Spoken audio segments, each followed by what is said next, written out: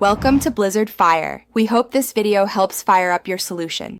You begin by fixing the base. Set a 1/2 bend at the hips, knees soft, and put about 55/45 weight distribution.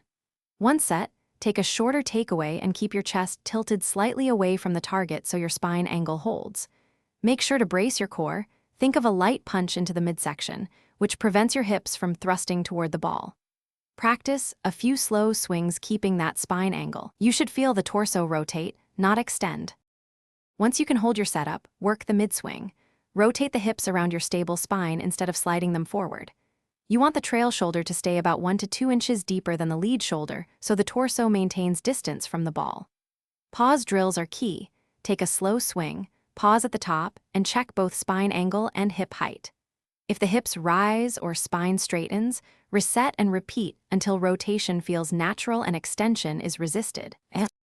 Finish the movement by driving your hips toward the target through rotation while keeping your chest over or slightly behind the ball at impact. Do not let it lift up. Once done, verify with impact tape or a phone video to confirm your club's path, and that contact occurs before any forward spine movement.